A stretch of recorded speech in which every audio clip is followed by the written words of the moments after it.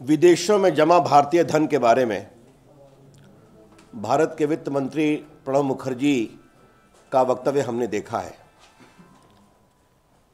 ये स्पष्ट है, वेग है और इसमें न कोई दिशा है न कोई संकल्प है इस अभिशाप से देश को मुक्त कराने का।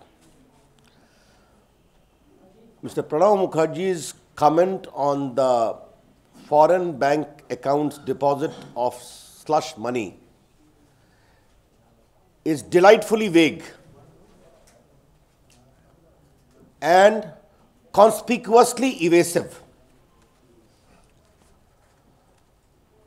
There is no commitment to bring back the money or disclose the names of the account holder which the people of the country want, and it is completely lacking in vision. आज देश को यह बताना जरूरी है कि 2009 के चुनाव में इस विषय को बहुत प्रमुखता से उठाया गया था और जब लाल कृष्ण आडवाणी जी ने इस विषय को बहुत गंभीरता से उठाया था तो पहले डॉक्टर मनमोहन सिंह ने इसे इलेक्शन स्टंट कहा था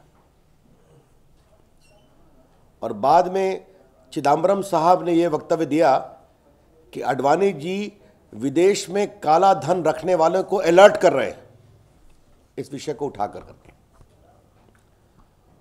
उसके बाद प्रधानमंत्री जी ने जब देश के लोगों का मूड देखा कि देश चाहता है कि ये आए तो उन्होंने अपने मैनिफेस्टो में इस बात की घोषणा की कि दोबारा सत्ता में आने के 100 दिन के अंदर हम इस दिशा में सार्थक कार्रवाई करेंगे।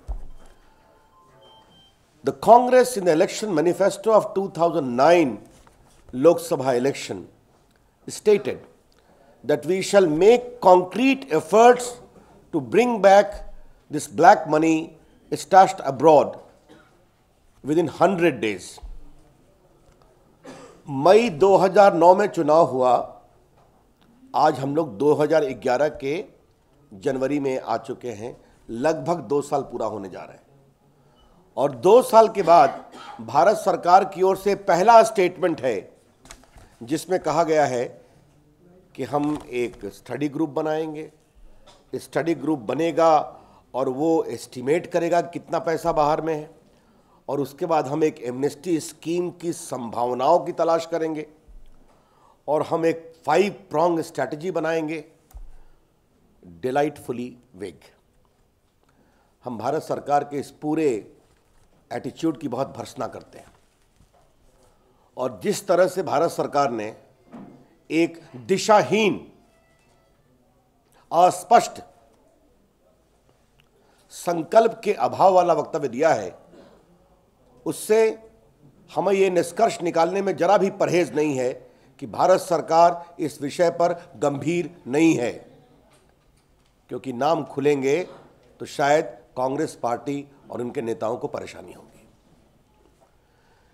If this is the stand of the government of India after 2 years of strenuous effort in the public domain in the court, which is delightfully vague and evasive, then we can legitimately make an inference that this government is reluctant to show any meaningful efforts in unearthing this great scourge of our economy. Because if the names are opened, this government may have some problem. Who knows, people close to it may find their names there.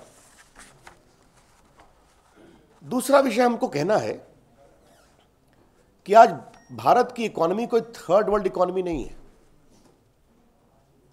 India is now almost A co-opted member of the G20 Nations. इसकी economy दुनिया की एक बड़ी economy है। भारत अपनी economy की मजबूती के कारण स्विस बैंक और बाकी विदेशी बैंकों से लिवरेज क्यों नहीं कर सकता नाम लेने के लिए? Why can't you leverage the power of our economy? आपको मालूम है आज से 1.5-2 साल पहले अमेरिका ने दबाव लिया स्विस बैंकों पर, जो उनके यहाँ के लोगों ने टैक्स को इवेड किया था, उनके खिलाफ कार्रवाई की, टैक्स की वसूली की गई। तो भारत सरकार ऐसे, और उन्होंने कोई डबल टैक्सेशन के कारण परेशानियों का एहसास नहीं किया। They use the power of their big economy to get the names on the condition of tax evasion. Bharat सरकार ऐसा कुछ क्यों नहीं कर सकती, ये हम जानना चाहेंगे। हम 3 उदाहरण विशेष रूप से बताना चाहेंगे।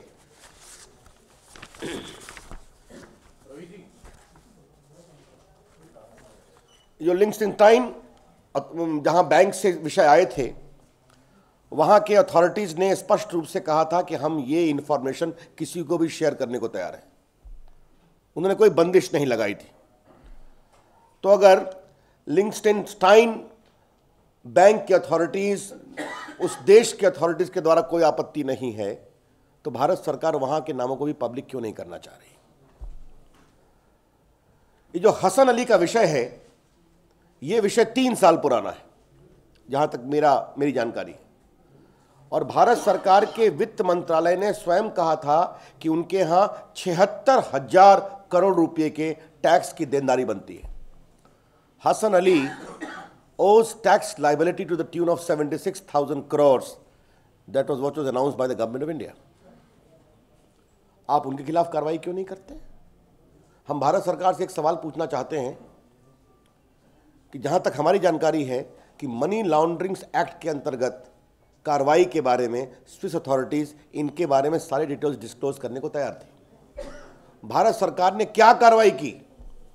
आज भी प्रणब बाबू ने यही कहा, हम मामले को देख रहे हैं, we are examining the matter. 3 साल के बाद 76,000 करोड़ रुपए के टैक्स की देनदारी के बारे में वो सिर्फ देख रहे हैं, परख रहे हैं, जांच कर रहे हैं। जरा शांत रहिए कृपया करके पीछे। It is our charge that this evasive action against Hasan Ali is designed to shield him because of his connection at high places. Hasan Ali के बारे में जिस तरह से हल्की कार्रवाई कर रही है, जिसका प्रमाण श्री प्रणब मुखर्जी ने आज दिया कि 3 साल के बाद भी वो जांच रहे हैं, परख रहे हैं, उसके कारण इस बात का पूरा संदेह है, आशंका है कि उनको बचाने की कोशिश की जा रही है, क्योंकि उनकी पहुंच ऊपर तक है। आज हम मांग करना चाहेंगे भारत सरकार से कि वो साफ साफ बताए ऐसे कितने लोग हैं जिनके अकाउंट बाहर में हैं, जिनके खिलाफ इस देश में आपराधिक कार्रवाई चल रही है। The BJP demand from the government of India to at least tell the nation as to how many persons having their accounts abroad in Swiss bank and other banks are suffering prosecution either in the shape of criminal prosecution और tax prosecution और enforcement directorate prosecution. कम से कम देश को इतना जरूर बताया जाए। ठीक है, भारत सरकार को उनका सीधा बैंक अकाउंट बताने में परेशानी होगी, हम समझते हैं, ऐसे लोगों की पहुंच बहुत तक है, लेकिन कम से कम देश को यह अवश्य बताया जाए कि ऐसे कितनी संख्या में लोग हैं जिनके खिलाफ भारत में आपराधिक कार्रवाई, टैक्स की कार्रवाई, इन्फोर्समेंट की कार्रवाई चल रही है, जिनके अकाउंट्स बाहर में हैं, ताकि हम भारत सरकार को परस्यू कर सकें। Media, civil society, public opinion, political parties, opposition, कि ऐसे लोगों के बारे में क्या क्या कार्रवाई हुई है। मित्रों, बहुत पीड़ा से कहना पड़ता है कि प्रणब बाबू की घोषणाएं इतनी अधिक अस्पष्ट हैं और संकल्प के अभाव से ग्रस्त हैं कि उस पर हम क्या टिप्पणी करें और क्या मांग करें। हम यही कहना चाहेंगे, doctor Manmohan Singh, please be true to your word. Doctor Manmohan Singh, अगर आपने 2009 के अपने पूरे घोषणा पत्र में कहा था कि 100 दिन में हम कार्रवाई करेंगे, the country wants A meaningful action and not evasive replies. मित्रों, आपको मालूम है कि बोफोर्स के मामले में एक ट्राइब्यूनल का फैसला है जिसमें उसने कहा है कि जो विदेशों में धन कमाया गया किकबैक्स के द्वारा, that is also liable to taxation. वो पैसे विदेश में जमा किए गए थे, आपको मालूम है, लेकिन पूरे मामले को विस्तार से परखने के बाद the Income Tax Appellate Tribunal rejected the appeal of Vinod Chadda's son and said, no, you are duty bound to pay tax on the earning abroad which is deposited abroad. इसके बावजूद बोफर्स के इस मामले पर भारत सरकार की टिप्पणी क्या हुई है हम जानते हैं।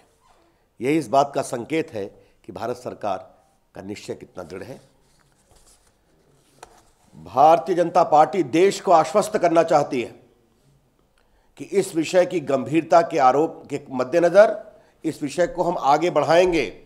संसद के अंदर, संसद के बाहर इस सरकार को हम एक्सपोज करेंगे जब तक इस दिशा में वो प्रामाणिक कार्रवाई नहीं करती और ऐसे तमाम लोगों के नाम देश के सामने नहीं बताए जाते। The BJP wants to assure the nation that it would pursue this issue vigorously and in a very vigilant manner inside the parliament and outside. And we request the media and the civil society to join this effort.